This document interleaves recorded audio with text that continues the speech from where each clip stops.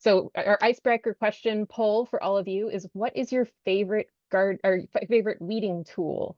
So we have some options listed there, so please go ahead and answer. And while you're doing that, I'm going to have all of us panelists answer. So I'll start. I'm Laura Rost. I'm the national coordinator of Bee City USA and Bee Campus USA, and my favorite gardening tool is this guy. It's a really sturdy, locally made, locally forged hand tool that's really sharp on the end, and it's great for digging out dandelions, which are my biggest issue in my yard, and also great for other really deeply tap-rooted plants, and it's super strong. So that's my go-to all the time. Carly, what is your favorite? And if you can say your title as you answer, everyone. Carly, I'm the community engagement assistant at Xerces.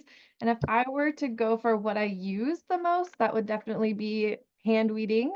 I come from working at a wildlife refuge, and although we had some tools, I did a lot of hand weeding there.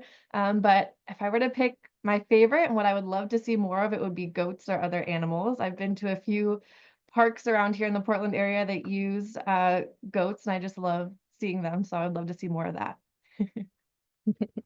All right, Kaitlin. Hi, everyone. I'm Kaitlin Haase. I'm the Southwest Pollinator Conservation Specialist for Xerces, and I'm based in Santa Fe, New Mexico. And my favorite by far is hands. I just love the feeling of ripping out weeds with my hands. But I think the one that I enjoy the most, and its multitude of uses, is mulch as well, because it's yeah, useful in many other ways too. But yeah, I'm excited to get out there and start grabbing things as they come up. Awesome. Stephanie. All right. Yes. Hello, everyone. I'm Stefanie Steele. I'm based in Detroit, Michigan, and I am also a pollinator conservation specialist with Xerces, working mostly with urban and small scale growers. I am going to echo Kaitlin a little bit, but kind of emphasis on I'm going to switch up the emphasis, and I will first say mulch. I am a very strong advocate for some wood chips when we're first establishing habitats. I do a lot of like plug plantings. And so I'm definitely a very strong advocate. Mulch has many uses, and it's very functional, and often we can get good mulch for free. And so that's another wonderful bonus. Otherwise, like, I'm gonna sit down in that space and have a little hand tool. I've seen some horis in the chat mentioned. Yeah, I also just love to get in there and use my hands and use tools. Awesome. Yeah. Great choices. And it looks like, based on our poll, I'll go ahead and just read it off, and then I'll end the poll. The number one pick is hand tool by 53%, followed by, oh, I can move it over here and let you guys see. Followed by hands at 28%. And then next up is mulch at 7%. So pretty consistent across the board with all of us. All right, I'll go ahead and end the poll. Oh, there we go. I can share results. I'm learning. Okay, so I will go ahead and stop sharing the poll. And all right, so next up, I am just gonna go over a few housekeeping items for Bee City and Bee Campus. If you haven't already submitted your renewal report, and if it is due this year, please reach out to Carly and I at bcityusa@xerces.org to get an extension. We will still accept your reports. We start compiling the annual report in June, so that's our hard deadline to include your statistics and data and photos in our annual report. But we really need to get those reports in pretty soon. So please let us know if you're working on it. We will be decertifying affiliates who have not reported for 2 years in a row at the end of this year. So just a heads up, it is very important that we receive that information. Please let us know if you need any help. If you have problems paying the fee, we can waive the renewal fee. It's just an annual request. So please let us know when we can waive the fee for this year. Also, we have our 2025 promo kits for Earth Week and No Mow May available online. You can either just Google it, promo kit Bee City or Earth Week promo kit Bee City, etc. to find that, or follow the links in our March e-newsletter that came out last week. All right, with that, I'm going to pass it over to our presenters, Kaitlin and Stefanie. And I'll be leading the slides, so you guys can just tell me next slide when you're ready. Stefanie? All right, thank you so much. Okay, so I'm going to go ahead and get us started on these pollinator habitat maintenance tips. I do think that it's best that we start with kind of understanding more around the importance of pollinator maintenance within our pollinator habitat planting. So that is where we will begin. Next slide, Laura. All right, so what is pollinator habitat maintenance? This is the continued care that we are providing our habitats after planting to help maintain these high quality flower diversity and abundance for the pollinators that we're hoping to attract and other wildlife as well, and also maybe any aesthetic goals that you have for your habitat. And then ultimately, the primary goal of the pollinator habitat and continued maintenance efforts is to provide long-term diverse pollinator and plant communities. And so some of the primary maintenance strategies that you might consider include maybe replacing dead plants or interseeding, managing plant competition, whether it's those undesirable weeds or maybe some very happy intentional plants, and also planning and organizing people to help you with these efforts and other activities. All right, next slide. So with habitat maintenance, it is really critical for the longevity of the habitat, but it's also a step that I think we can all maybe admit gets a little overlooked or underestimated. It's important for regular ongoing maintenance, even for like years to come, to consider this prior to planting our habitats. So maintenance is important because, again, it helps your plants survive and thrive, but also supporting, of course, the diversity of pollinators, help keeping those undesirable plants from undoing your hard work. It's also can be very functional and beautiful and demonstrate to your community that habitat is worth investing in. Next slide. So here's some of our key takeaways we want to make sure that we're communicating today, and that is we want to first start off by providing some tips for maintaining or planning your habitats. We also want to acknowledge that they are hard work and that often, yes, there are challenges. But then our goals and yours too should be progress and not perfection, and that there isn't just one way to define success. Next slide. All right, so Kaitlin and Laura and I, we've gathered some tips and information on how to plan for maintenance within your habitat. And next slide. These tips do include the things here, so good site preparation, how to keep track of your plantings with things like maps and labels and photos. Also adding cues to care, such as signs and mulch and borders. And then also creating a maintenance plan. This can help engage your community and then also really identify seasonal tasks to be done. Next slide. Okay, so our first tip is the importance of good site prep. And I know this is kind of backwards, right? We talking about maintenance, but when we're planning new habitat, good site preparation from the start, meaning that the existing vegetation has been terminated and is, this is such a crucial step in setting up yourself for success, for more manageable maintenance in the long run. So if you're not familiar, I definitely recommend checking out our Xerces Organic Site Prep Guide. Those working on very small scale or urban habitat sites, I highlighted some of the common methods we use. Solarization could also be swapped out with smothering using like a UV resistant black silage tarp or billboard vinyl.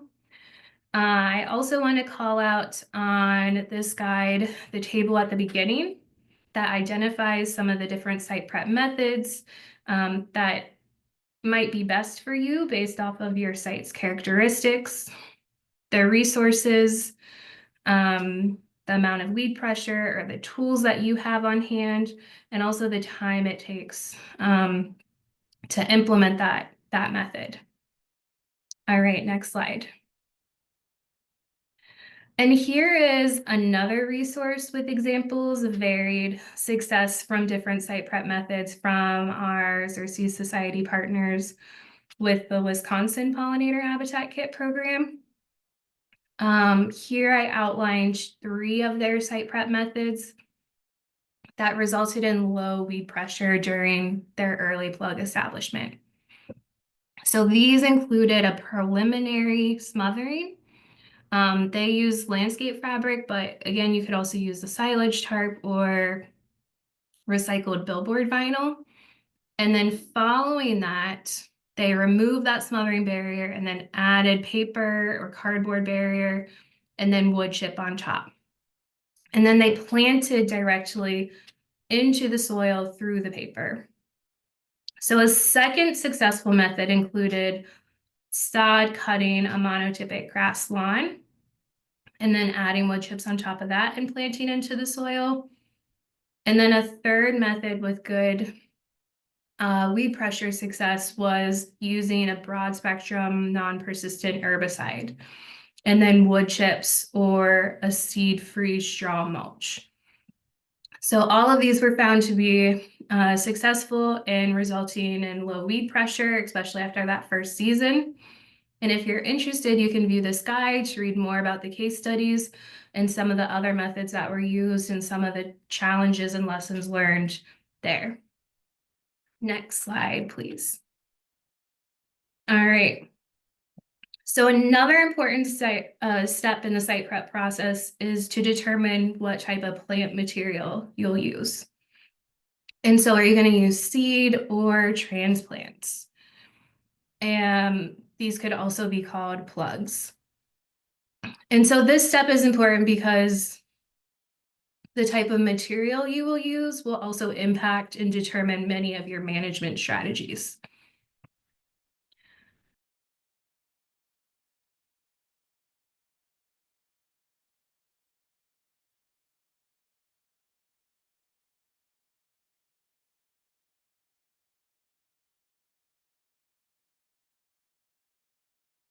And excuse me, this table is from our new fact sheet on small scale plug plantings, and it highlights some of our pros and cons of using either of these 2 plant materials.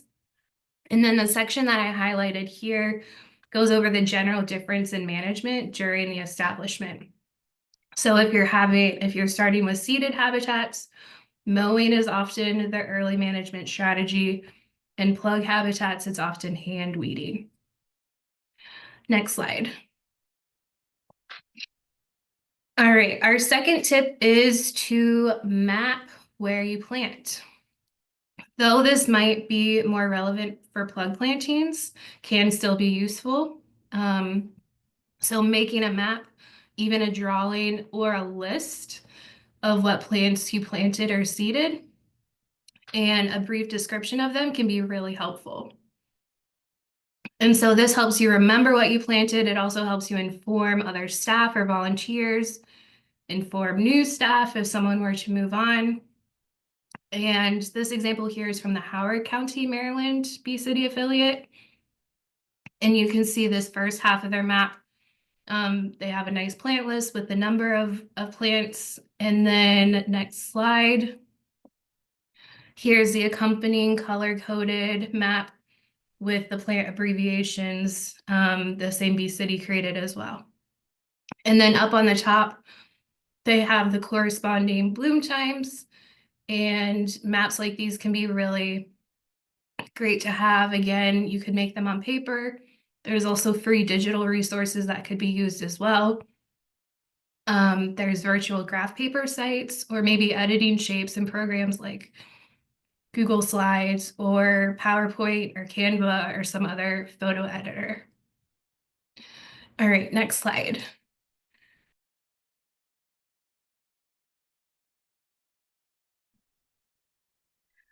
All right, another quick tip is to accompanying mapping is to lay out your plug plantings first before you dig your holes. This way you can make sure that those plugs have the right spacing, they're in the right arrangement that you want, and then just dig your holes one time. And so this is efficient. We're saving our energy and time, and hopefully then only digging once. All right, next slide. So another tip in keeping record of your plants is to label them. Labeling the plants could include a variety of types of individual plant ID signs, like this very simple one shown in the center, just on a little metal sign, and they used a wax pencil to write with it, highlighting the native wild strawberries. So even more recognizable plants like strawberries could easily get lost in the leaf litter and be hard to identify. And so these markers really make it helpful for you and others visiting and helping in the space. Another example is using these additional like pin flag markers that you see in the 2 slides on the outside. These can be especially helpful for volunteers or others who are helping with maintenance, as you can put them with each individual new plug that was planted so you know where to come back. All right, next slide. So the last point I want to make here with this second tip is stressing the importance of getting familiar with these plants throughout the growing season. So taking photos or even trying to make your own guide of the plants in your habitat can be really helpful for you and others to learn to identify them. So here in this example, I have Penstemon digitalis, also called foxglove beer tongue. There's a photo from early spring, early summer and bloom, and then the fall. So notice how unique and different the plant looks in each of these seasons. The leaves of the plants are particularly helpful as they're clasping around the stem.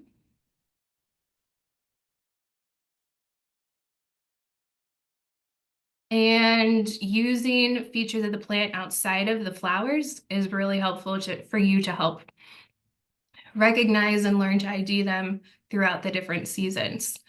You could also try plant ID apps or other resources, and these might be of particular interest to youth too.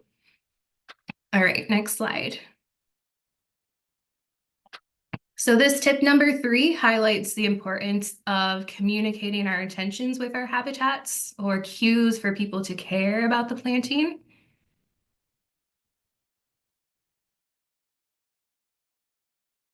This is especially important for urban areas where they're more in the public's eye. And I think it's important also to say that these habitats are not a plant it and forget it, or you want to do less work and so let's put in habitat. They still require a fair amount of work. And part of that is continuing that maintenance for years to come to try and make sure that they still look good. And a part of that is also using tools to help communicate that your habitat is intentional.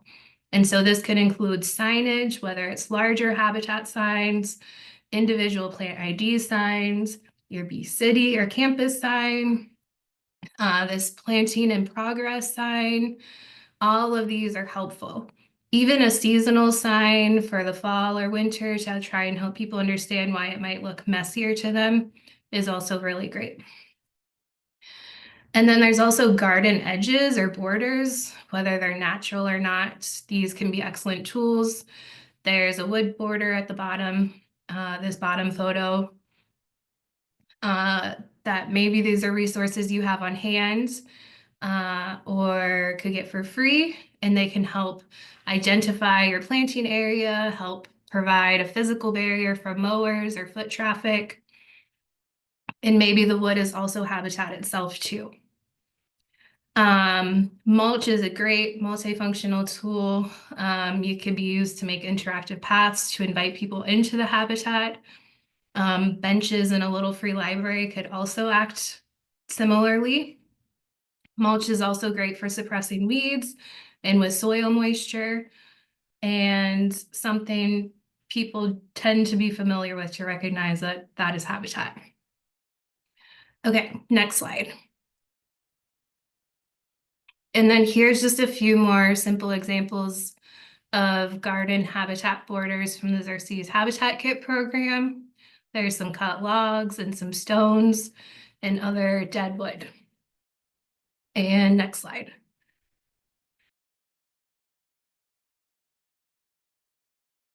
All right, so the last tip I want to highlight in the planning ahead for maintenance is the benefits of creating a maintenance plan or schedule. And so I think it is really important to kind of get your plan out on paper or on your calendar or somewhere where others could see it, somewhere where maybe you and others could check off boxes or maybe add some little "I did it" stickers or something. I think that this will really help get the idea like out and into action. And this here is just a very basic example and shows some of the various seasonal activities that might be included in maintaining your habitats. But of course, maintenance activities you complete will be dependent on your site-specific needs. So taking photos and weeding can be done just about any time and can offer different benefits depending on what the season is. Spring can be a time where plant disturbance might occur. It could also be a time to plant or maybe share plants that you've started or divided with your community. Summer could be a good time to reassess some of your challenges, maybe try a new management technique. If you're having maybe some tall flowers flopping, you could try the Chelsea chop. You might also take inventory or just observe and invite others, like workshops, to come and observe those plants and pollinators with you. For fall, you might consider collecting some seeds or leaving those stems standing. This can benefit you and the pollinators and wildlife we're hoping to attract. And then for winter, this could be a great time to organize, maybe fundraise, maybe try and winter sow some of those plants and from the seeds that you collected. And so before I switch it off to Kaitlin, I just want to say that the importance of all of this is to also enjoy your habitats. And I don't want to center everything on the work and the maintenance and everything, but these are fun and beautiful. And yes, with that, I'll turn it over to Kaitlin. Thanks, Stephanie.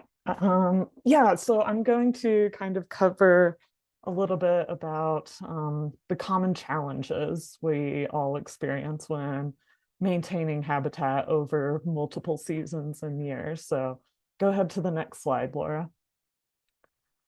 So as I'm sure many of you understand, there are lots of different challenges and there's kind of common themes to these challenges we face. So probably the most obvious one is those plants that we were all so excited to plant when we started the habitat may not survive. So I'll go over some of those common issues and what could potentially help to help increase that plant survival.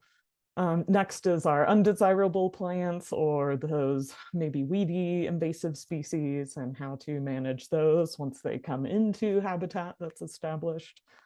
Lack of resources, I think that's something all of us have experienced, and a couple ideas of how to navigate that. And then just some kind of common misunderstandings of what pollinator habitat is. Like if these are in kind of public spaces that are traditionally more, seen as like, oh, should be a very classic park setting, and pollinator habitat is not always what people think of. as maintained, manicured outdoor spaces. So thinking about how we can kind of change those misunderstandings. So next slide, we'll start with plant survival struggles. Something that I definitely deal with in the desert, and I'm sure lots of you deal with in wetter places, is too little or too much water, where there's a mismatch in irrigation or the location itself is just not suited for what has been planted. So of course, if irrigation is being used, thinking about how you can adjust it to meet the needs. Like this first photo here is like a rain garden that's collecting rainwater off of a parking lot. So maybe diverting that water is a better idea, seeing if you can figure out how to spread it into a different area. Another thing, like if your site is too dry, maybe adjusting, adding something that could help shade, create some retaining of moisture by adding some shade, or mulch may be able to help if it's not too big of an issue, that water amount. Then is kind of really addressing, like, is this really the right place if you have entirely too much or too little water? Do you need to transplant? What is there to a new location? And find something that would better suit the site. Using the right plant in the right place is really critical. My example here in the desert, of course, is a cactus, where you know, a lot of things may not be able to grow, but you can definitely get a cactus and never water it ever again, typically. So that's yeah, seeing what is possible to adjust, but also realizing that transplanting and kind of switching the idea of that space might be necessary too. Okay, next. Next is, there's oftentimes, I'm sure we are familiar with this, well-intentioned people accidentally weeding or cutting plants when they didn't know those new baby pollinator plants were there. So as Stefanie mentioned, there were all those different cues to care to help people recognize this is something we're trying to take care of and grow. So creating plant labels, posting signage, marking with flags. Flags are like one of my favorite tools to help us remember where things are over winter when they totally die back, and what we need to be watching as we're stepping and weeding through a habitat. And then of course, something like fencing or bigger borders may be essential too. I know lots of landscape contractors come in and don't know what is planted. And if you don't have like a true obvious barricade, then any kind of little sign or flag may be missed. So that might be, you might have to go a little uglier and bigger if necessary to protect those plants. And then next, ideally, a more holistic, like longer term approach is really communicating and sharing plant ID skills with people that are maintaining the habitat. So have ground staff involved in the planting and keep following up with them regularly. Make sure people understand the purpose of the habitat, where those plants are, and then if possible, help them understand how to identify what is really a problem plant, like really gnarly invasives, or if you just don't know what it is, just leave it until someone else could potentially identify it. So really leaning into protecting those plants and helping people understand what is needed to stay on the ground. Next. And then when we get a little overzealous, when we're excited about planting, we might plant a little too much, or some things just might be really aggressive growers. So we have plants that we like that are really outcompeting others. One way to help address this is by dividing and transplanting species that will tolerate that. So dig it up, put it in a space where there is habitat lacking, or put it in containers and have a plant sale or a plant giveaway that people can take home some of that excess plant material.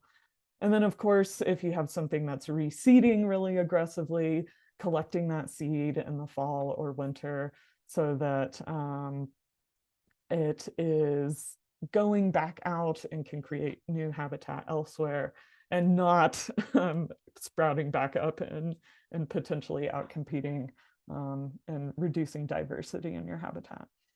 And of course, if we think about creating new habitat or really thinking about the initial planning phases, thinking about better spacing during planting, like really, as Stefanie mentioned, mapping out where your plants are and not just, think about how big that species could get with the water and with the growing conditions and what species it is, and give it plenty of space.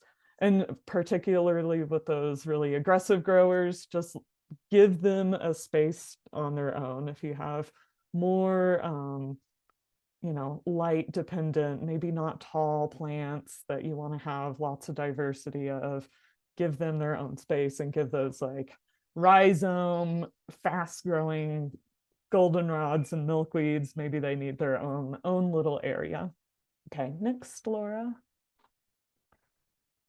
And then, of course, we have our plants that aren't meant to be in our habitat, those undesirable weeds.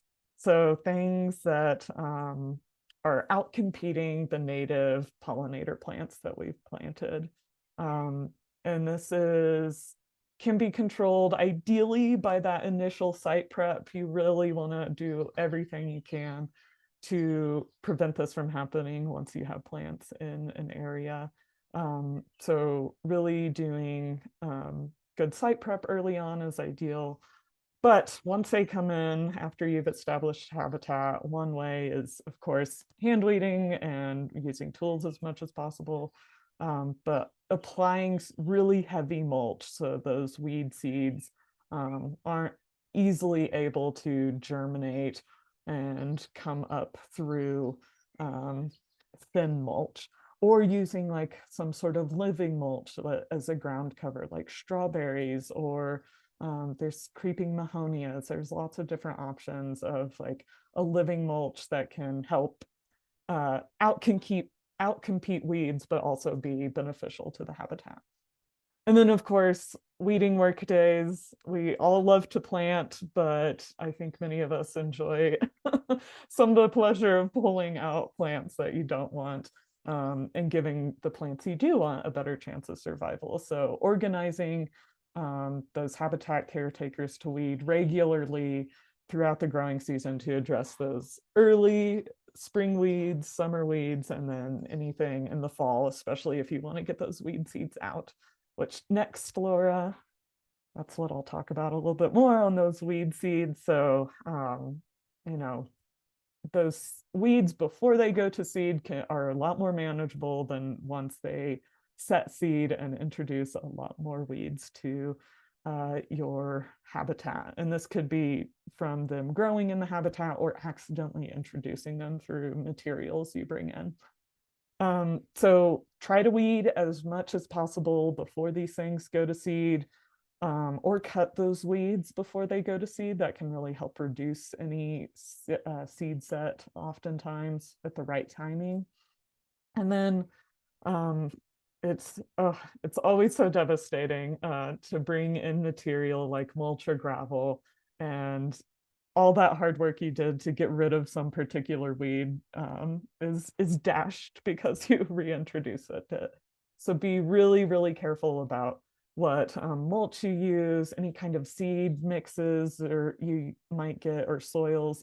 Just really try to investigate if there is any weed seeds in it.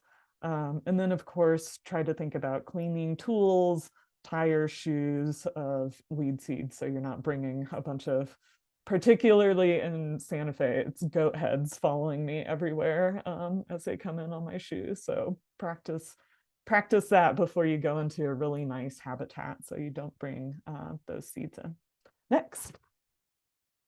Okay, next is lack of resources. I could really go into this in depth, but I'll try to keep it brief just because I think we're all always kind of stretched in what we need to make habitat long and sustained and diverse. But I'll just mention some easy ways to address access to water and tools.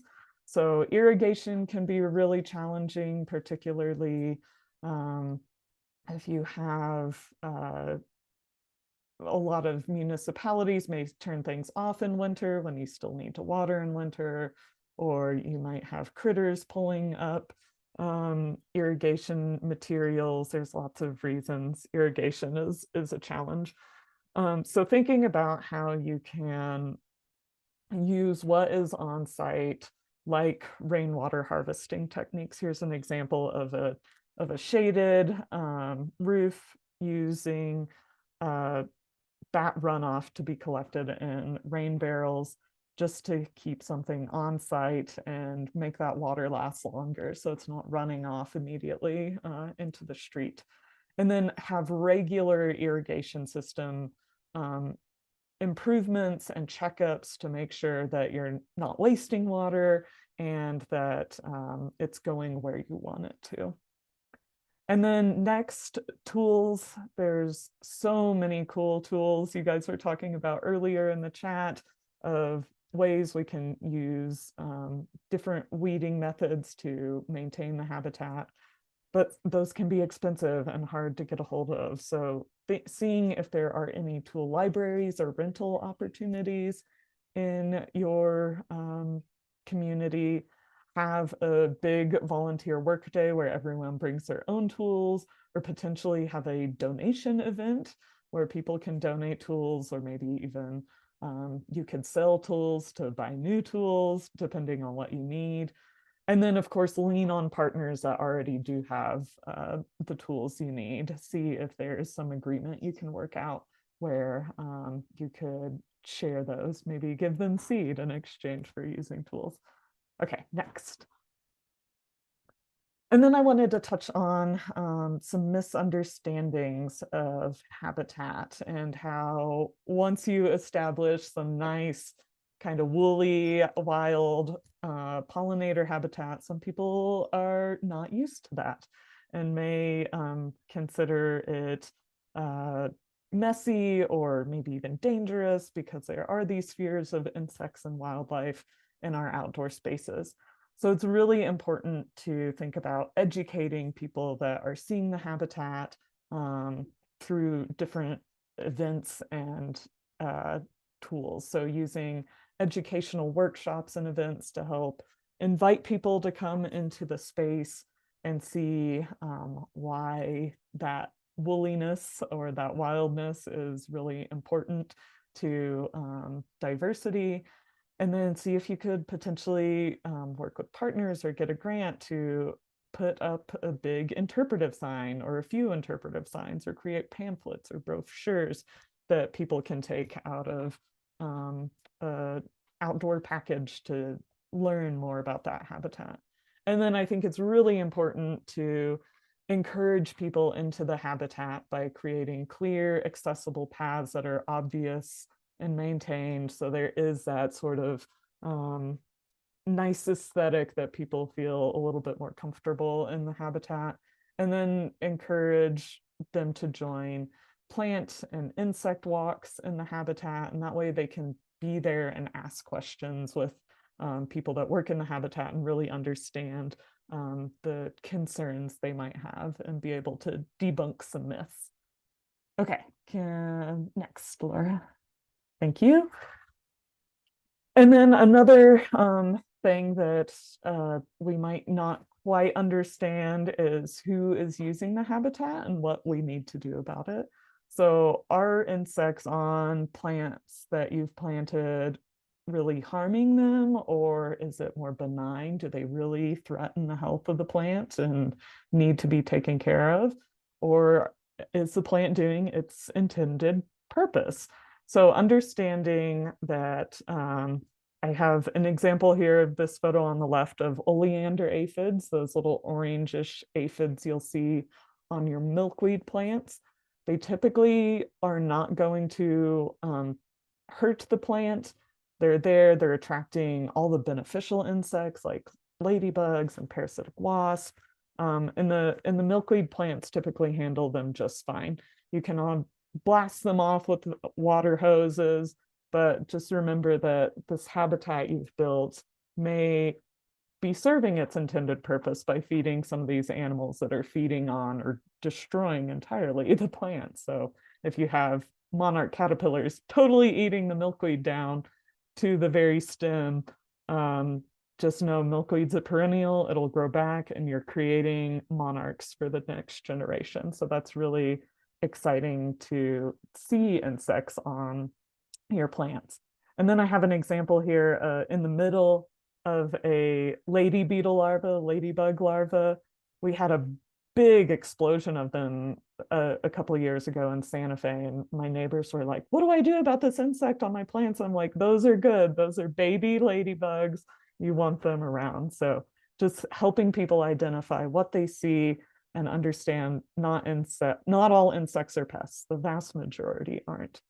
And then understand that, you know, these animals and insects using your garden or habitat, you know, they might be killing some plants. I know gophers are very challenging here, where I've lost a few plants, but just to see the soil being dug up and that soil become much more aerated and healthy after gophers have come in and moved through, and understand that, you know, managing those pests is essential in some cases, but if you can let some damage go, then that's great too, because that's what habitat is. And that those pests often feed predators that we want to see in our habitats. Okay, next, Laura. Okay, before I jump into people and power of communities, I did want to bring up the whiteboard and see if you guys want to share any challenges that you experience in your habitat. What are the most common ones you encounter? What solutions to those challenges do you find most effective? And any tips on implementing those solutions. So if you go check out the text on the side here, I don't know, are people able to do this? I saw Stefanie's and I see Laura's. It looked like we should be, it was working when we tested it as me being a guest, but I don't see any participant. Okay, we have somebody raising a hand.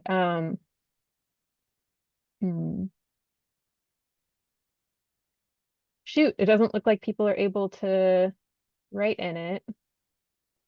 Well, if we can't write in it, we'll put it in the chat, and then we'll come back to this during the Q&A session, and I'll plug in the answers here. But yeah, it'd be great just for us to all share. I know there's lots of great knowledge in this big group of folks we have on the call, so love to, but here, just be thinking about these, put it in the chat, and then we'll plug them in during the Q&A. Yeah, sorry all that we weren't able to use the whiteboard. We'll try another way to engage next time. All right, can you reshare, Laura?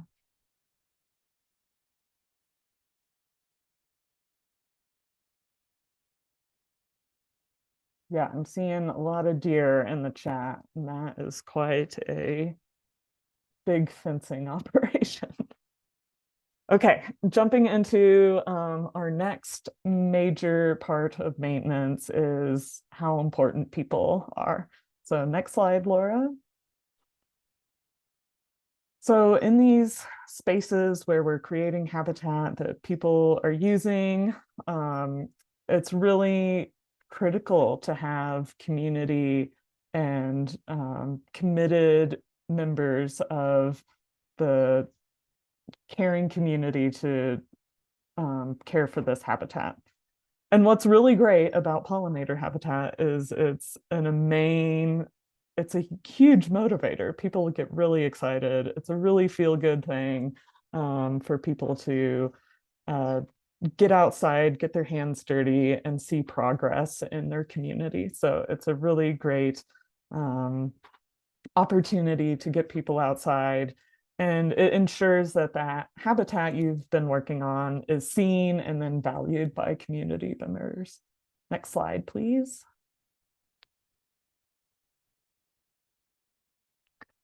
So when we're thinking about who to involve with maintaining the habitats we create, it is really critical not to rely just, and it's okay to rely on volunteers, but really including grounds and facility staff that may be involved with the property is absolutely essential. Engage them early and engage them often so that they're involved in that initial planning and can let you know of any issues or challenges with the site itself, and then continue to be informed about any changes and know what needs to be left behind or what may need to be addressed. So really being open with them about any kind of issues you might have with irrigation, or requests you might have about maybe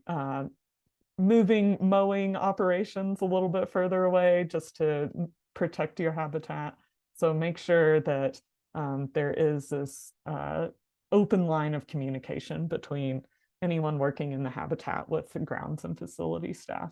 And these folks are usually very happy to hear about any kind of issues like a water leak or a water line breaking. They want to know about that. That's their job, that's their livelihood. And it's really great to help them understand what the habitat is intended for and get them involved in being part of maintenance as well. Okay, next slide.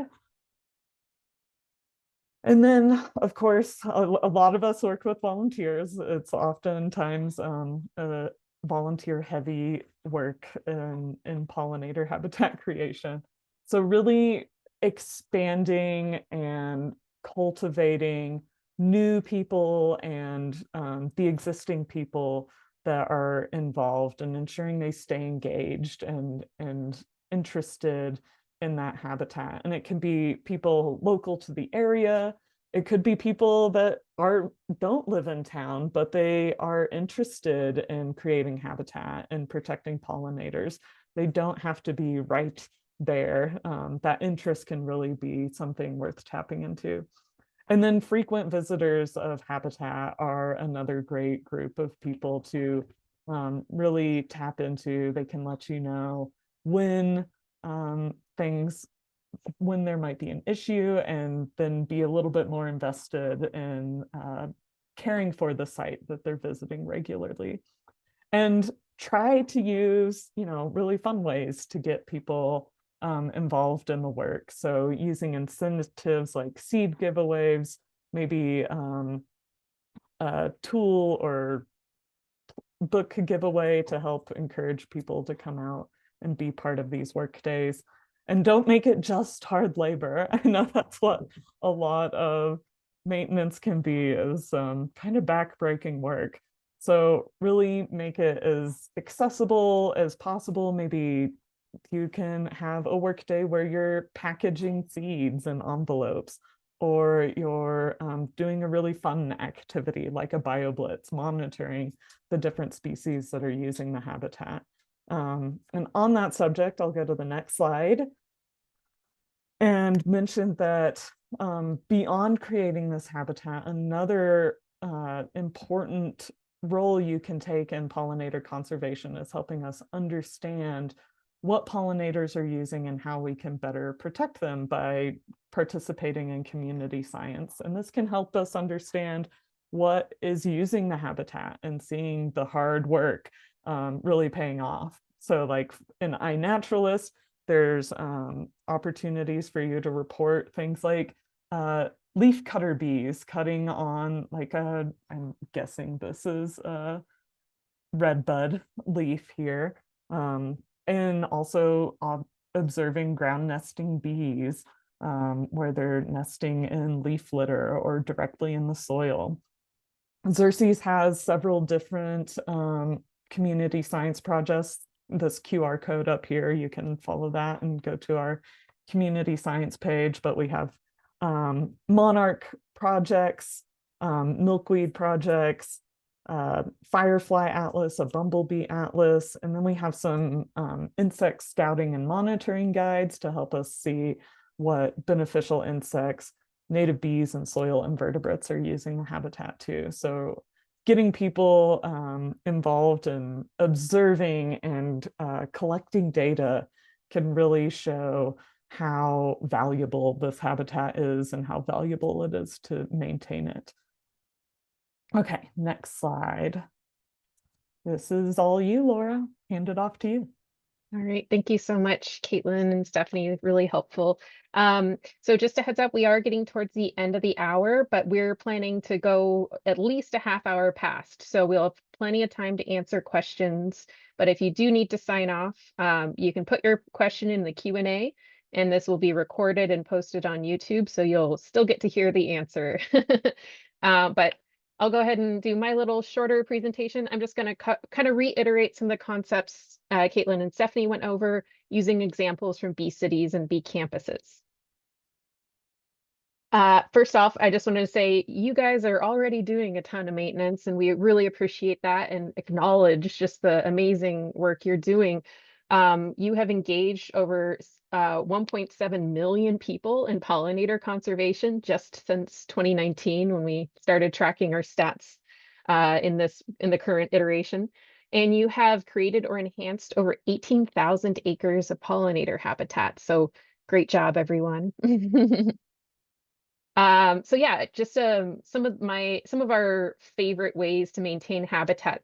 I just wanted to feature some of the things affiliates are doing. A really popular technique for removing invasives. This is more of a site prep method rather than a maintenance method, but a ton of our affiliates are using goats and occasionally sheep to remove not woody invasives. So kudzu and blackberries, they'll eat the leaves, generally not the more robust materials.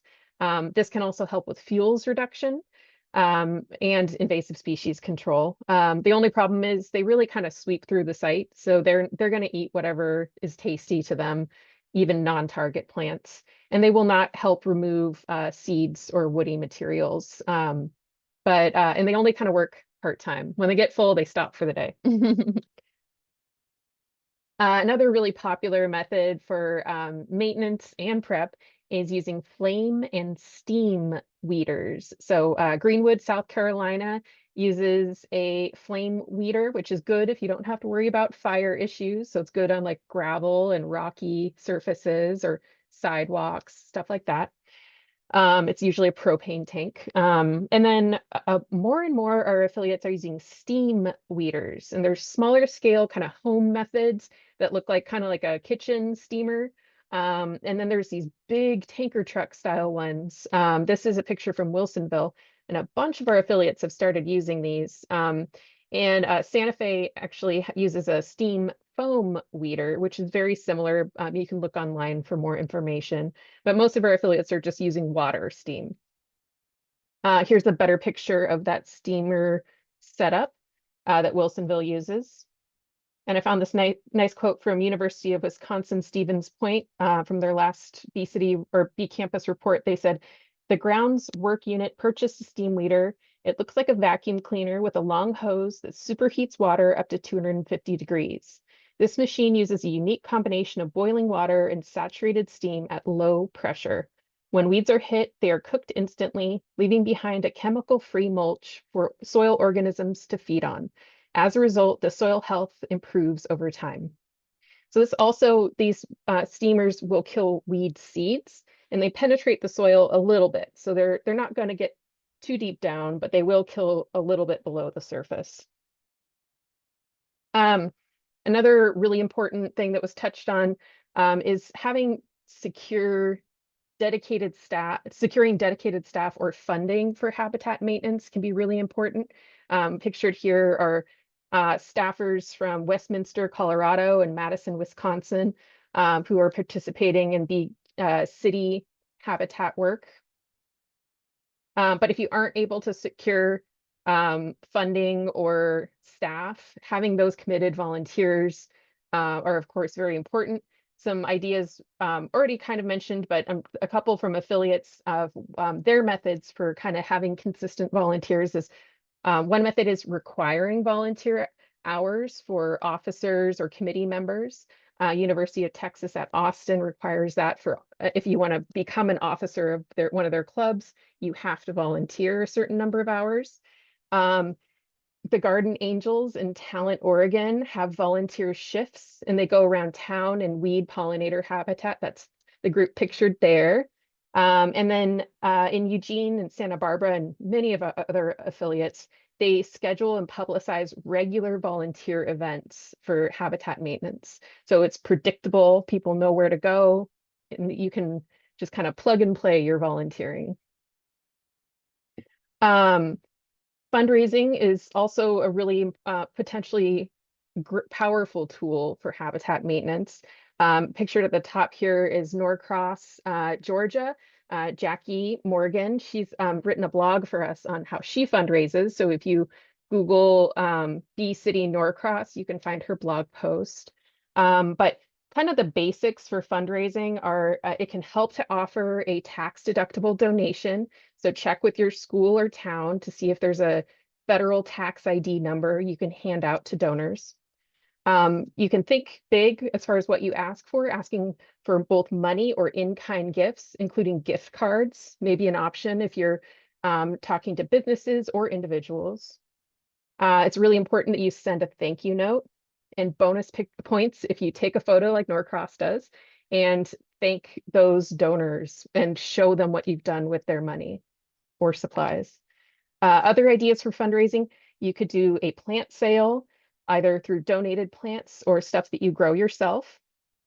Many affiliates do bake sales or raffles or silent auctions, but really check with officials to make sure that your language around donating is appropriate and legal. But there are many options. Here's a picture on the bottom here of Tufts Pollinator Initiative's big plant sale. They sold out so fast when they did their native plant sale a few years ago. So this can be a really effective way to engage the community and raise some money. And then when I was starting to review everyone's annual reports this year, I came across this really nice write-up from Southport, North Carolina. So I decided to share just what they do. So they have a small budget, which they supplement with donations, both supplies and native plants are donated. They schedule regular work days throughout the year, which includes weeding, pruning, mulching, and transplanting. And then in the spring, they do a garden party to attract people to that site, and they've just done a maintenance work day, so it looks spiffy. They have a watering schedule in place because they have no automatic irrigation. They've conducted a recent soil test, which they sent to their local extension. And then based on those results, they did limited organic amendments to the soil to improve their plants' health. Then they've been adding more species diversity. They added 15 new native plant species, both from local nurseries and donated by volunteers. They have been caging plants to protect them from deer and rabbits. And they've been adjusting the location of plants, that right plant, right place concept, to improve the health of the existing plants. They have a volunteer who's creating plant ID signs. And then they have a journal of activities to guide future work. So they did this perfect little summary of pretty much all the points we've been talking about during this presentation. So you can see their photo here of the results of their work. It's an engaging habitat that people can move through and it looks beautiful. And they've got all those volunteers helping out. So I just kind of wanted to tie a bow on it with this nice example. All right, so next up we have our resource review. Stefanie or Kaitlin, did one of you want to do this section? Or I can do it too. I'd be happy to. Okay. Real quick. Okay, so we have several resources on xerces.org. Here's a couple publications that might be most of interest for maintaining diverse stands of wildflowers planted for pollinators. That's a pretty nice big guide. And then we have a new creating perennial habitat for pollinators and beneficial insects using plugs. And then we have our Pollinator Conservation Resource Center where you can look up resources by region. So visit xerces.org. There's site prep materials, lots of help there to think about what works best for your situation. Next. All right. And I just wanted to plug that Bee City and Bee Campus has brochures and bookmarks in Spanish and English. If you're doing outreach either at your site or tabling somewhere, you can print these both on the Bee City USA website and xerces.org. We can occasionally send these for free, not too often, but occasionally. So you can reach out to Bee City USA at xerces.org to contact me or Carly to get some copies. Thank you to our sponsors. Bee City is partially funded by the fees our affiliates contribute, but we rely primarily on donors to support our work. So thank you to all of our supporters.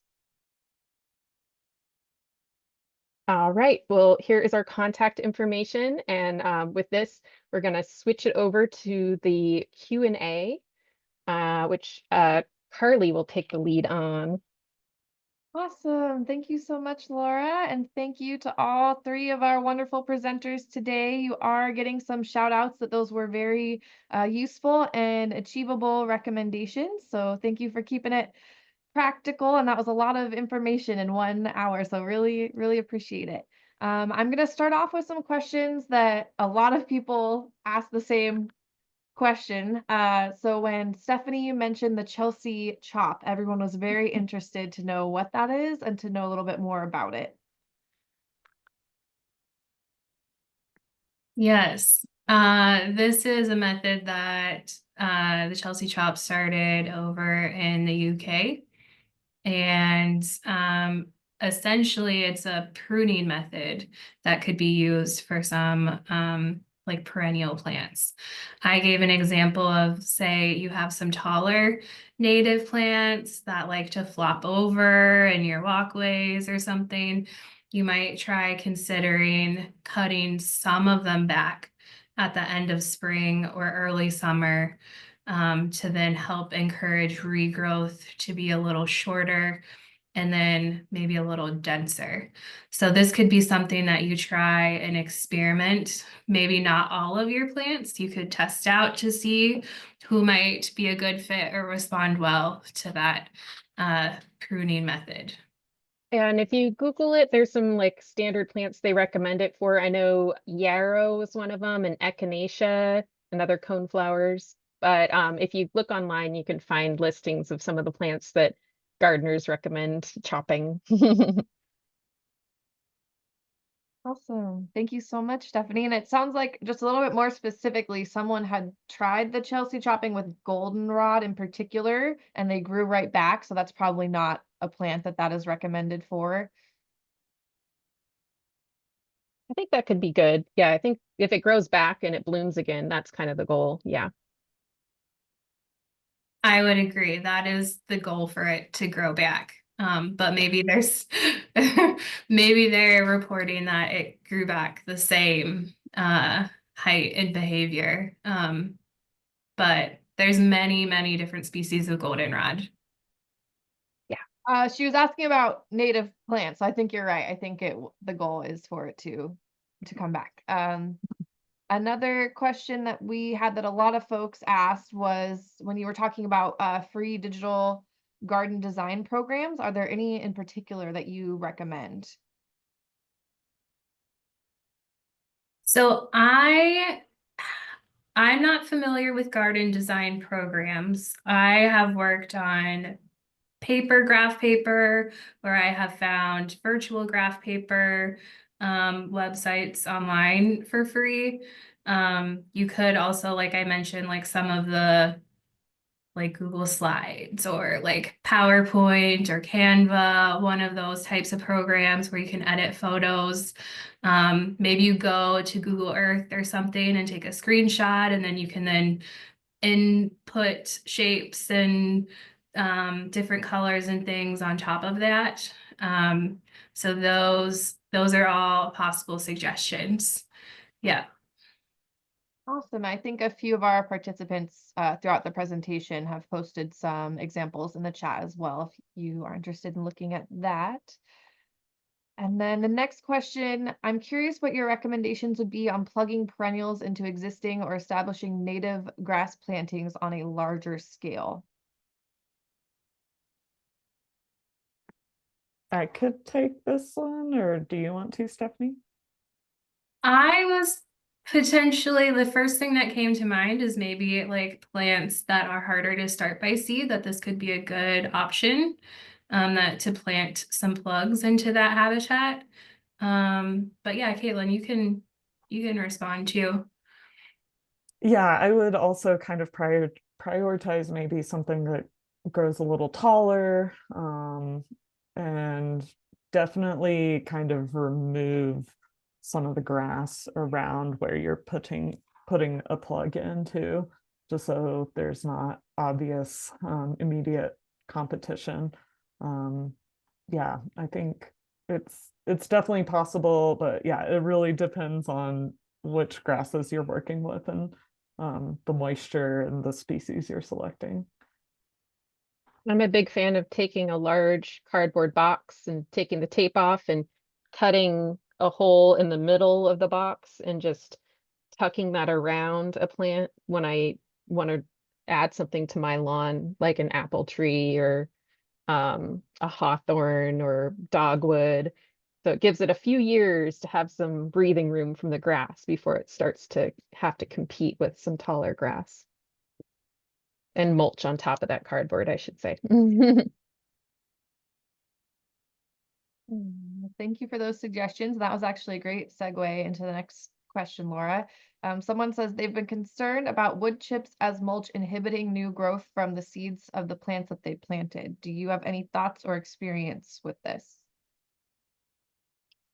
If I'm expecting seeds to be falling, I will sometimes use one of my methods is, if it's seeds that are going to be falling and not already on the soil, I will do mulch, cardboard, compost. So the seeds fall into the compost and they've got a healthy amount of soil that's broken down enough that the seeds can establish. But if you're talking about a seed bank that's in the soil already, that yes, that very likely that mulch will suppress those seeds. Kaitlin and Stefanie, any thoughts?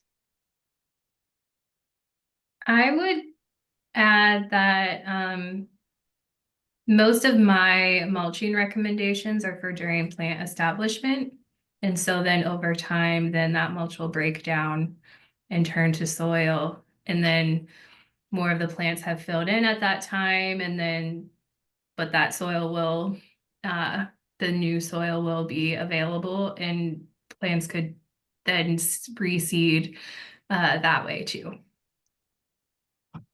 Yeah, I think that's a good point, Stephanie, is that mulch is usually really essential for the establishment phase and preventing weeds from coming up. So if maybe thinning out that mulch once you want established plant seed to fall, or just collect that seed and maybe, yeah, more intentionally place it in areas where you don't have mulch covering the ground. And just because there are some questions in the comment about the issue with ground nesting bees and mulch. Yes, it is tougher for some ground nesting bees to dig if there is barriers or a ton of mulch. I have seen bees successfully dig out a mulch pretty easily the next season if I mulch in cardboard in the fall, but it will kind of discourage them if they don't have bare soil. And the majority of bees are ground nesting. So it is important to have some bare soil so they're able to access that are near those good high value pollinator plants that would ideally probably want to nest near. So something to keep in mind when you're mulching. Great. Thank you so much for those suggestions. When Kaitlin put up the whiteboard, I noticed quite a few folks had mentioned that deer and rabbits, bunnies, this person says groundhogs and chipmunks are all kind of a challenge for them. I noticed, Laura, you put up Southport and their recommendation of that they cage their plants. I just wanted to give anybody a chance if they have any other recommendations for plant survival in the face of neighborhood critters. Yeah, it's all about caging, I would say, just barriers as much as possible. And with gophers, you can do underground barriers, use chicken wire before planting. Obviously, that's a very early thing you have to consider if gophers move in later, but yeah, those are very challenging and yeah, often require a lot of fencing. It's really hard to, uh, you know, not use fencing and avoid that damage. But I would say, yeah, the fencing, caging as much as possible, and maybe potentially finding things that um, are deer resistant. I know we do have that symbol on our plant list of things that are deer resistant, but often when the deer population is really high and there's nothing else to eat, they will still just about eat anything. So yeah, fencing is always critical. Awesome. Thank you, Kaitlin. And on that, along that same vein of neighborhood critters, how about slugs and snails when they're taking over? What do you suggest that doesn't hurt the native plant species? Some people do use like slug killer pellets, but I'm disinclined to use them myself. One method is kind of putting out some sacrificial material, like putting some cardboard down to get the slugs to visit it, and then on a wet day when there may be a bunch on there, just remove the cardboard. Um, our executive director, Scott, has found a couple good cheap beers that the slugs really like in his yard. They didn't like them in my yard, but just a few miles away, the slugs had a taste for that, whatever beer brand he chose. But another method is chickens. If you've got chickens around, they love eating slugs. But I have a big issue with slugs in my yard. I find that starting with a larger plant to start is easier, or starting my seeds in trays if appropriate, till the plants get a little more sizable. That works. But it can be, I've yet to slay that dragon. Any other suggestions? No, I would say something I've heard is a lot of people keep box turtles in their yards in Albuquerque to eat the slugs and snails, but try to keep those wild if you're Yeah. if you're thinking about that. Yeah, also, slugs and snails are food for fireflies and snakes. So if you create better snake and firefly habitat, it may help with your slugs and snails. Awesome. Thank you so much. And the next question is, when do you recommend cutting back plantings in order to mimic fire? I would say that really depends on your location. Um, I would I would talk to some local experts. Stefanie, Kaitlin, any thoughts? Yeah, it's so site dependent and it's kind of impossible to mimic fire by mowing or cutting. I would say yeah, depending on your historic fire regime, whenever those fires typically went through, that's when that would be most beneficial. And then just if you do have a lot of plant material left over, moving it off the site so you're not just leaving that plant material behind, because obviously it would burn, not just be left behind and cut.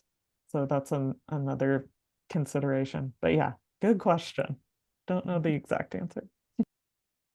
I would also maybe just add that perhaps maybe a controlled burn is appropriate in some places, and you could seek guidance. There's different like regional, local fire councils uh, who have trained staff or other people who have gone through the program and certified who are very knowledgeable in this area. So that's something to consider too. Yeah, and if people want to reach out to other bee cities and bee campuses about this, a number of our affiliates do highlight that they've done prescribed burns on their pollinator habitat sites. So peruse those annual reports to learn more. Awesome. Yeah, these are great questions, and you're also continuing to get shout outs thanking for the informative session and also this Q&A that we're doing. So the next question comes from Jill. In a rural area with lots of open land for farming, etc., what are some ways we can convince people that we still need to plant for pollinators?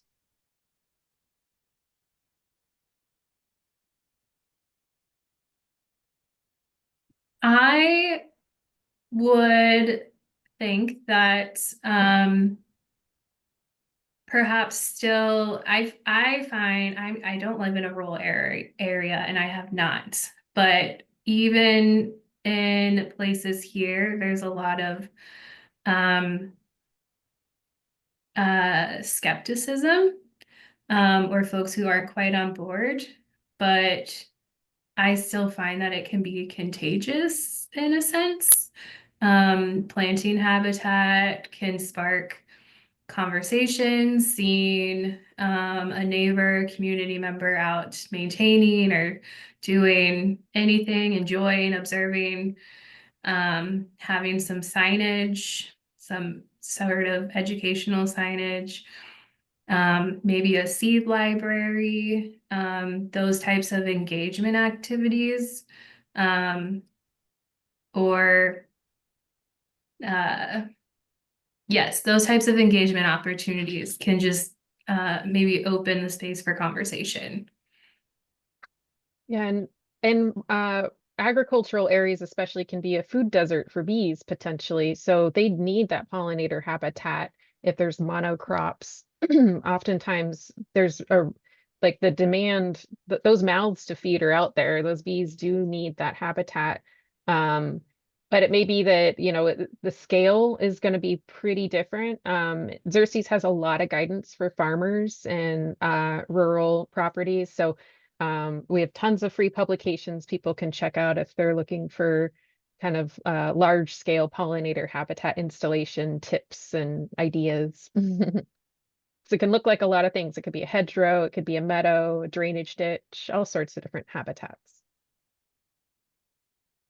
I would also just add, yeah, similarly to what Laura said, the rural areas, though there may be a lot of open space, the amount of diversity you can concentrate and cultivate in a small garden is really hard to find in a lot of rural areas. Like the diversity may be spread out really far, so you might be able to support so many more specialists and other diverse insect species that are really only have little pockets of habitat throughout this rural area, but you can really concentrate and build something to host the most species in one space. So it's still valuable in those rural areas. Great, thank you. I love that we have folks tuning in from all these different types of environments and habitats. We've got questions about urban planting and rural planting, so that's wonderful. And thank you for providing a range of answers for those different habitats. I'm going to try and group some of these somewhat similar questions together. So the next one's going to be a two-piece. So the first question is, how do we improve soil health in urban gardens in general? But then someone specifically asked about mycelium layers. They've heard they're very beneficial to trees and forests. How can they be used and planted among other areas of your gardening?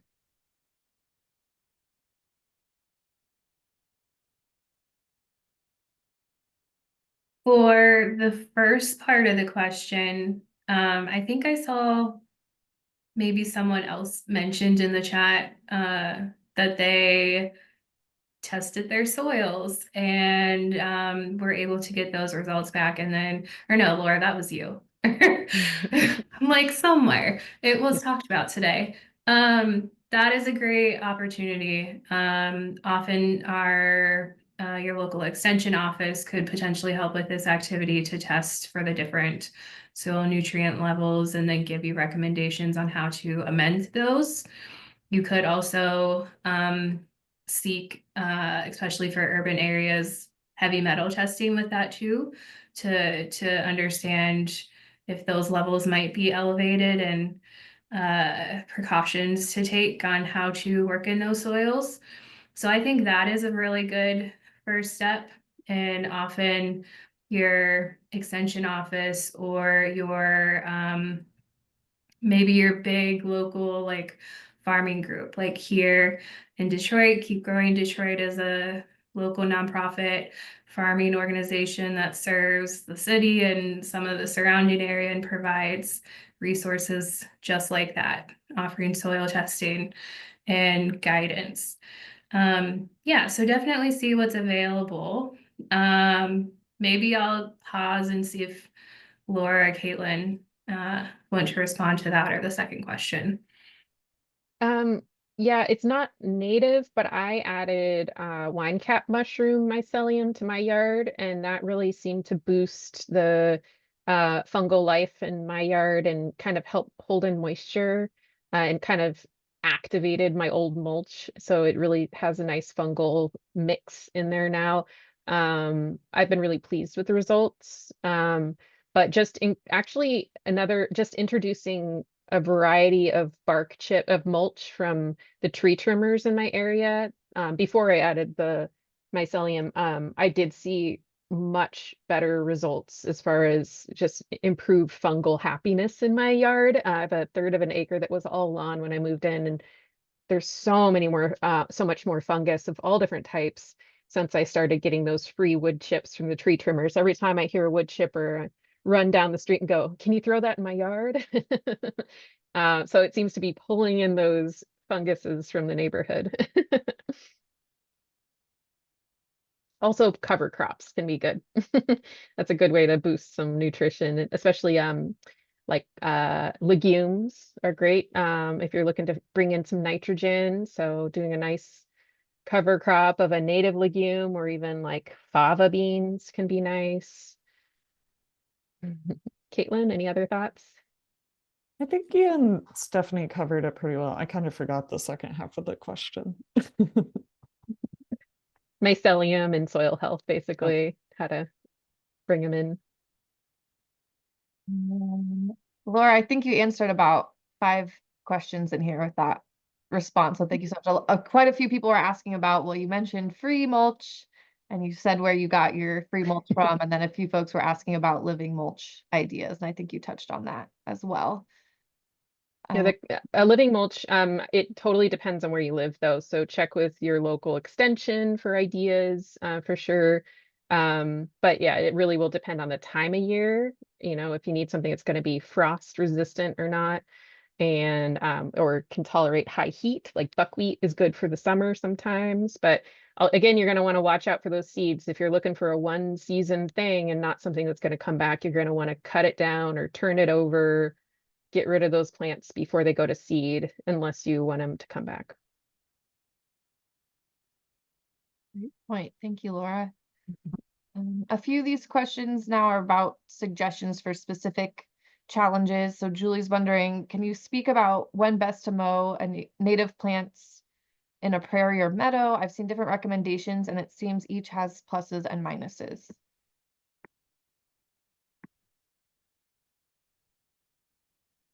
I think I'm like pretty positive that our maintaining wildflower guide that was listed as a resource, I'm pretty sure that that does have a section at the end going over mowing, but if not, within our Pollinator Conservation Resource Center, there's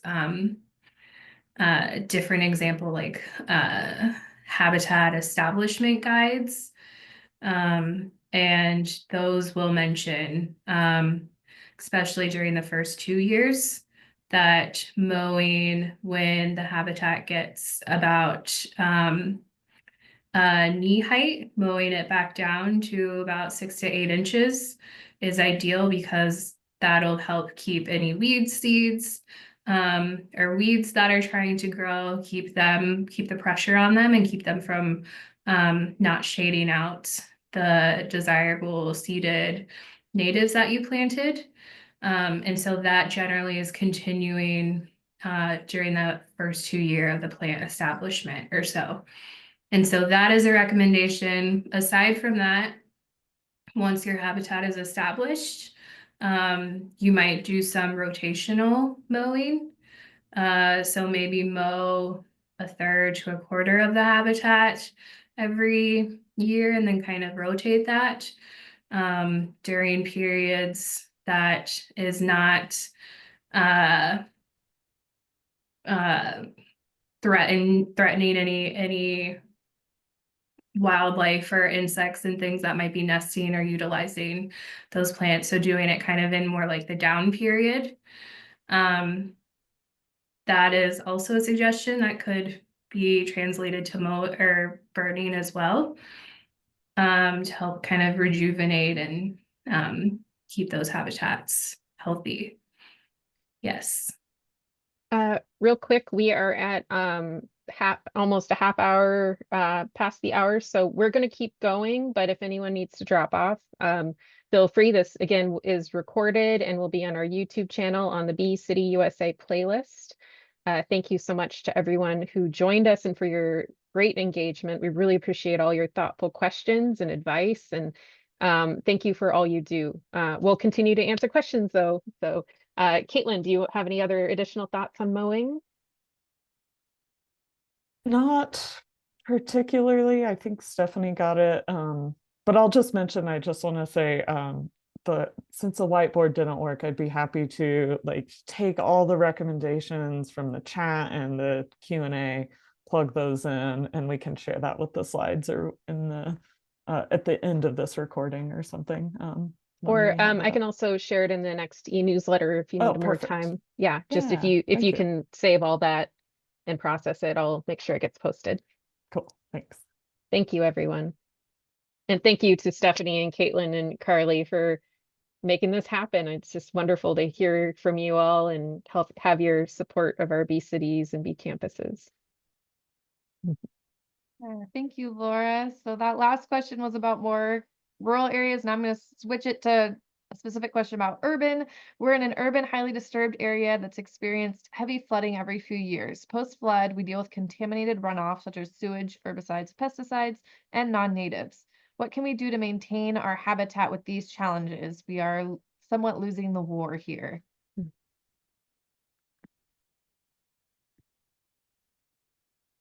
That is tough.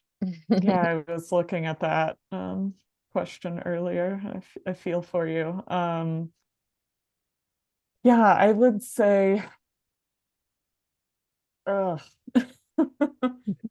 yeah, when you have that constant reintroduction of the things you worked so hard to remove, that yeah is really challenging. I'm wondering if there is like some sort of like barrier plant that you could create where the floodwaters like really come in that could help catch that seed, something like really thick and dense, and that hopefully would be like that's where you do most of the weeding, and then the kind of protected area behind it is what may be less impacted by those weeds coming in. I don't know, that's just one thought. If Stefanie or Laura has any. My mind went to like the sewer drainage runoffs on the street, how they sometimes have those like mulch, like netted, I think it's like mulch, netted as a barrier.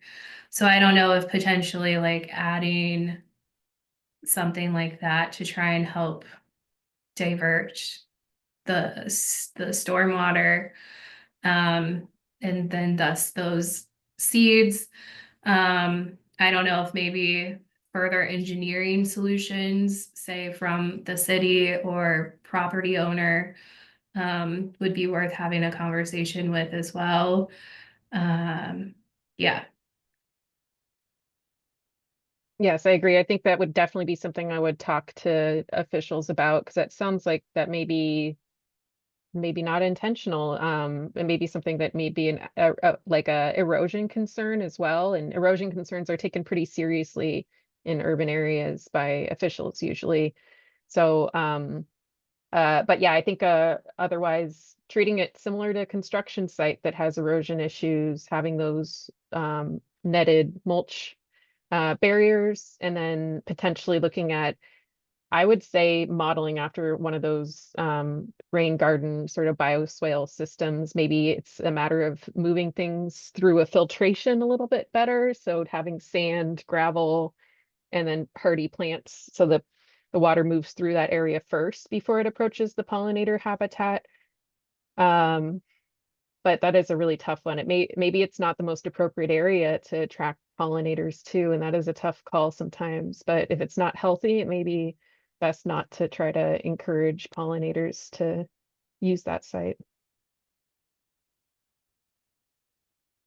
Great. Thank you all so much for your responses. I did want to note a few folks are posting responses or just further information about the questions you're answering in the Q&A. Those, you're welcome to post those in the chat so that everybody can see them and contribute your ideas.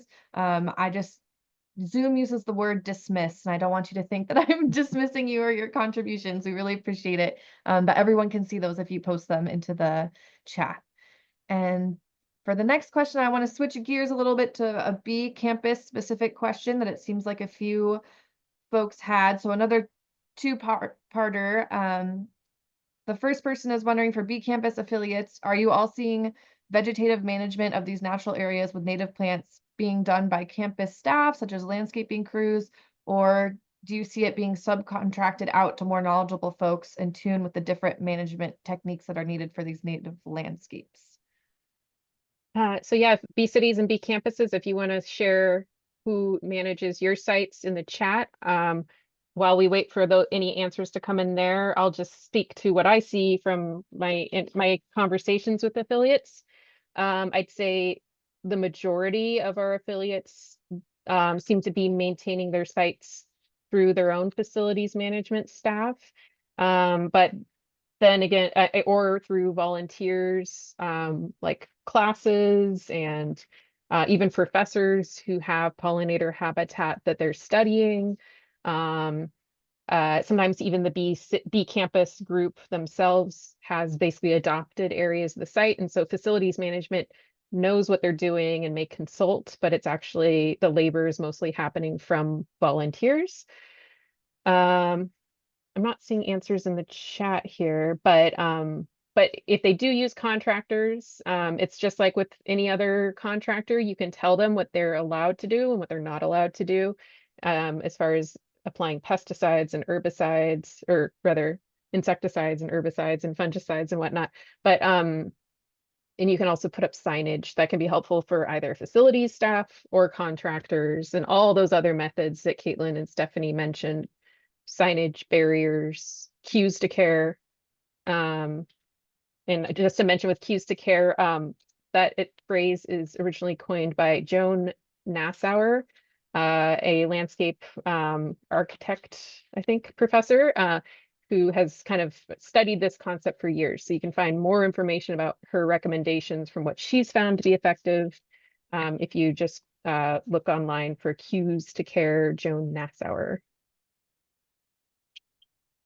Awesome. Thank you, Laura. And then this is something else that other campuses could probably answer, but I believe we have resources for this. Are there any campuses that have successfully trained their landscaping crews on how to perform management in these natural areas beyond mowing and spraying? And I would direct folks to the Pollinator Conservation Resource Center. I'll post that link again in the chat, but just if you had any thoughts to add to that. Somebody also asked, this is their first time managing that type of landscape on their campus. What would the resources be?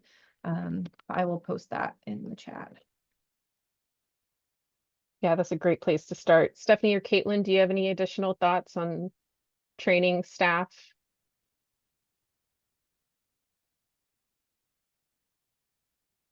I'm trying to think if there's any particular webinars that we could direct them to as well. I don't know if there's been any specific like Bee City webinars that you've coordinated, Laura, but yeah, I'm sure there's a little bit. A webinar is always like a nice thing to help people train on. Yeah, actually, if you go to the Bee City channel on the Xerces or Bee City playlist that's on the Xerces Society YouTube channel, I'll put the playlist in the chat here. We have a number of videos that our affiliates have said they've used for training for landscape staff. Especially, I would point them to the IPM related webinars. There's one called Practitioners Talk About IPM. That's Turning Lemons into Lemonade with the story of Wilsonville, Oregon. That's a really nice one. And then my predecessor, Molly, had a nice session, 2 sessions on integrated pest management that are also listed there under session 1 and 2, model integrated pest management for Bee City and Bee Campus affiliates. And then we also have one called IPM Examples and Lessons Learned. So lots of resources that our affiliates have found helpful for training staff. Thank you, Lauren. Along that same line, this one is for you as well. How can I get my college campus a part of the Bee Campus USA initiative to start with? Thank you for thinking of us and being interested. So if you visit our website for Bee City and Bee Campus, we have application steps, the commitments are listed, and then you can start an application anytime and work on filling it out as however long you need to fill it out. You can save your application and keep working on it. I would definitely encourage you to have kind of a broad range of support. This is a really community-based certification, so having students, faculty, and then administrative support can be really helpful to having a strong voice in favor of becoming a Bee City or Bee Campus. And if you can point to ways that the certification aligns with the university's or college's goals for sustainability or climate change or student engagement with service projects, just finding ways that it kind of fits the personality of your school and showing how students and staff are excited about this and it's something that positive you can do together. And that it comes with benefits. I would definitely highlight the benefits we list on our website too, including free trainings like this one. But feel free to email Carly and I at bcityusa@xerces.org if you have further questions. Thank you so much for those ideas, Laura. I wanted to know, I see a few folks in the questions are asking about specific pest insects or specific plants or flowers that are an issue for them. If you do have a specific question, you're welcome to reach out to any of the presenters individually, but we're just kind of, for time's sake, stick to the more questions that apply to everyone or apply on a more general or national scale. There was a question from Barbara. My garden club maintains a large triangle traffic island at the gateway to town entry. In previous years, we've added pollinator plants. Do you have suggestions for fall cleanup so it still looks okay from the public's viewpoint? Yeah, I was looking at that question, Carly. Yeah, ideally our recommendations are to leave as much plant material over winter, so that can be overwintering habitat for stem nesting bees, leaf litter for all kinds of invertebrates that overwinter on the soil within leaves, just to like ease the aesthetics needs of some of the community. Maybe kind of just at least pruning the edges of some plants where you still are leaving some plant material behind. But yeah, usually just kind of doing that superficial like cleanup, but in the pockets that aren't visible, leaving leaves. I feel like that's a nice middle ground to find. Or you can just buy our leave the leaves sign and stick it out there and yeah, try to do some education. But I feel like that you know, kind of a more superficial like pruning along the edges where that are highly visible and moving that kind of to a area that's less visible can still give you benefits but look nice.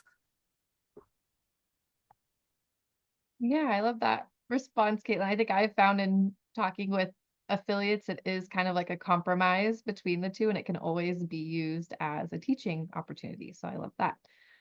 And real quick, Stefanie shared in the chat our nesting and overwintering habitat guide. So if you're watching this recording and not able to click the link, if you just Google Xerces nesting and overwintering habitat, you will find a handy dandy guide both for you and for the public if you're doing tabling and whatnot.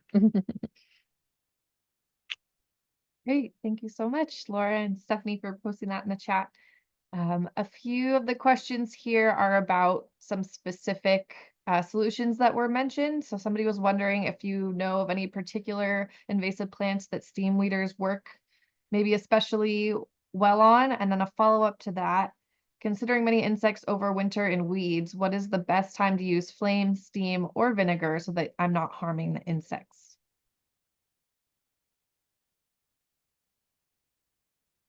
Well, with steam weeders, they work best on delicate plants. So your herbaceous little forbs and smaller plants and not woody large plants.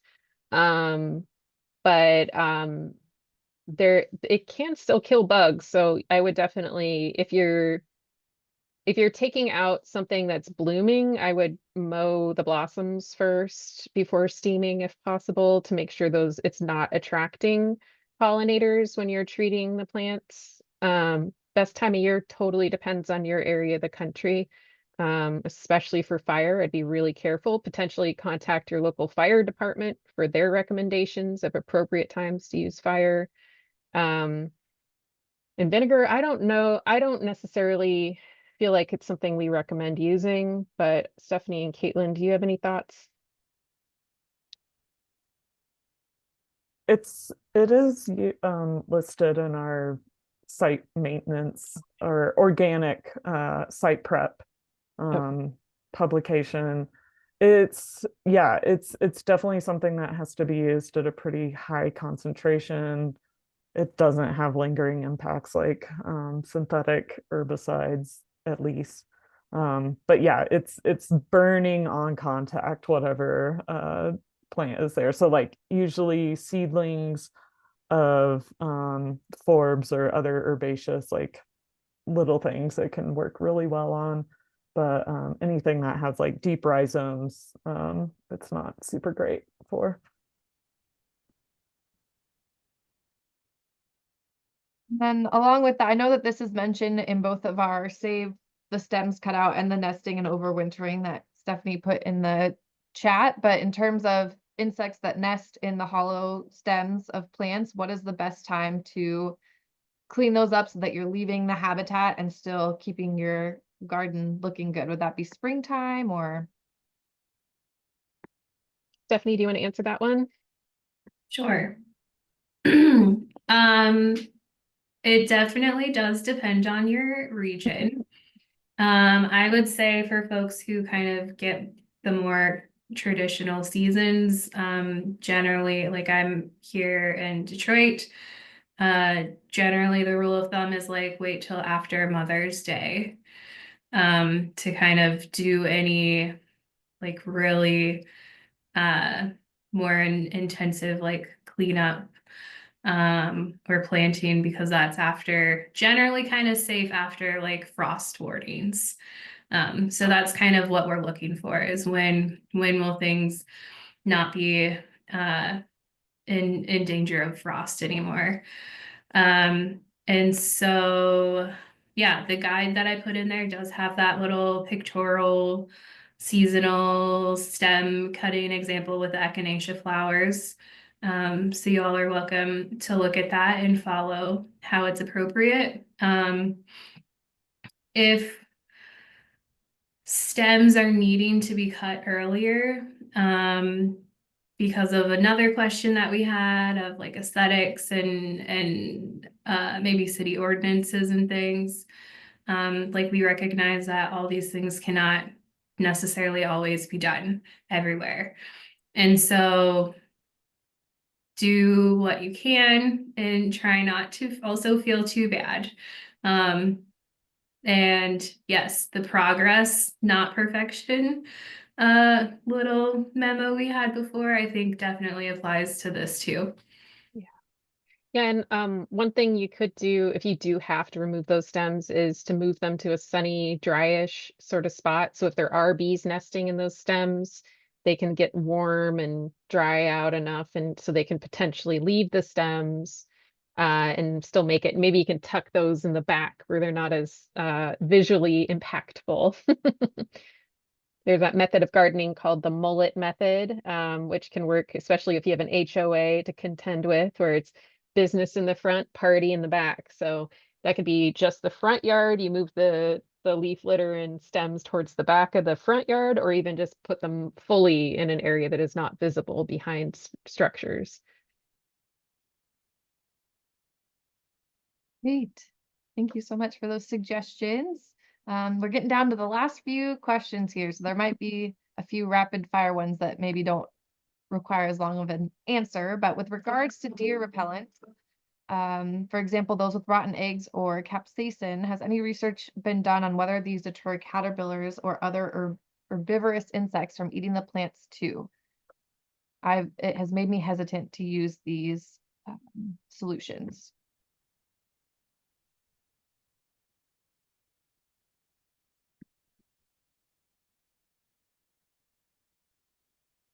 I'm not super familiar with these particular deer repellents. But I know capsaicin would potentially deter some insects for sure. So I think that is a worthy concern. Yeah, yeah, I think the most reliable method is fencing, just because there's a lot of different products out there that are repellents of mammals, but I think effectiveness really varies across situations. So but yeah, I don't think you're wrong for being concerned about how they might make plants unpalatable to insects as well, if they're making them unpalatable to other wildlife. Great, thank you, Kaitlin. And again, there's a few more questions with very specific inquiries that you're welcome to send to our presenters outside of the webinar. Is there a free phone app that any of you would recommend to identify insects? They're familiar with ones to identify birds, but not necessarily insects.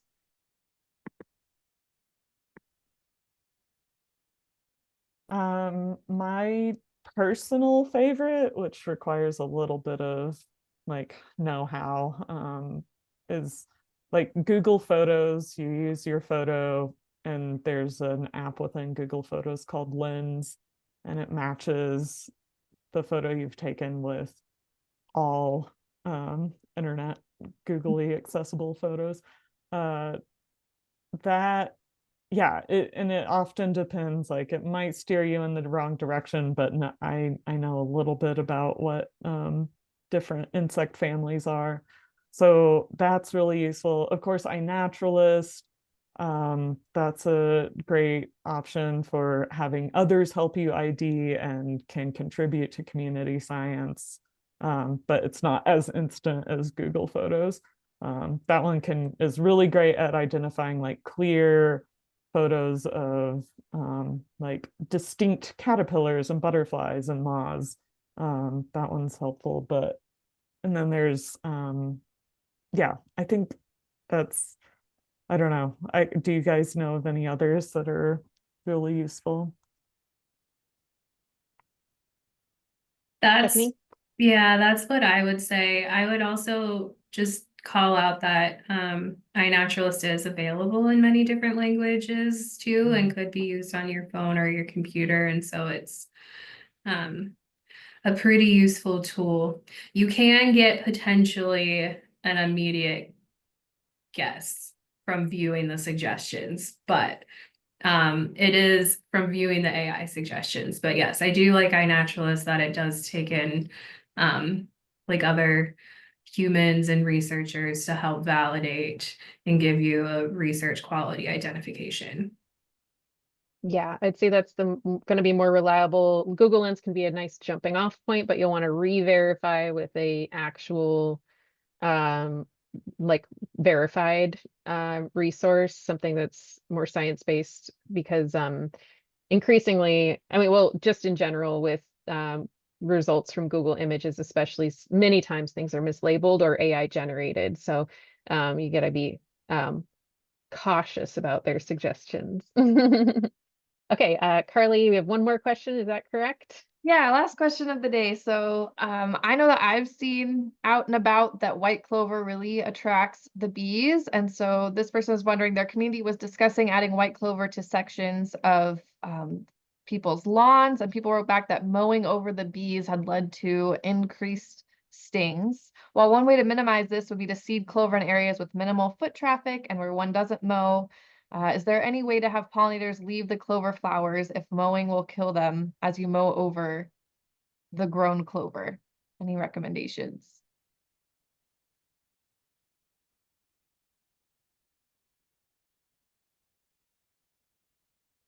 This is a tough one. And it depends on the species and what time of day they're active. I was gonna say maybe if you mowed like really early in the morning and upset your neighbors.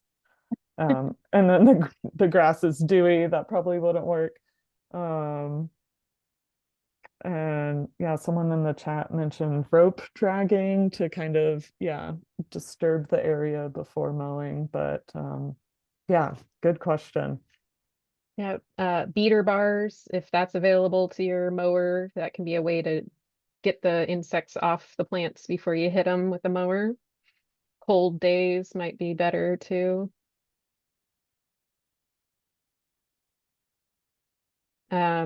Yeah, other flower species might be better because as it's being mentioned in the chat, it's not the biggest attractant to native bees. It's going to attract more honeybees probably, and honeybees are more likely to sting than a lot of our native bees. So perhaps choosing a native clover or some other native flowering plant for lawns might be easier to kind of dissuade the stingy bees. If you look online for bee lawns, you might get some ideas of some flowering plants that are native that are appropriate for your area. Or if you look at the Xerces Society recommended native plant lists on our website, you might find a alternative that's native that might work a little better. Great. Well, I've learned so much during this webinar as well. Really appreciate all the information. So thank you so much. Thank you so much, Carly, for handling all those questions. And thank you everyone for your contributions. And thank you, Kaitlin and Stefanie, for your expertise and thoughtful responses. I really appreciate you taking the time to do this. All right. Absolutely. Thank you for tuning in, everyone. Yeah, again, feel free to reach out and contact any of us. And if you have time, please answer that survey on your way out. But have a great rest of your day. Appreciate it, everybody.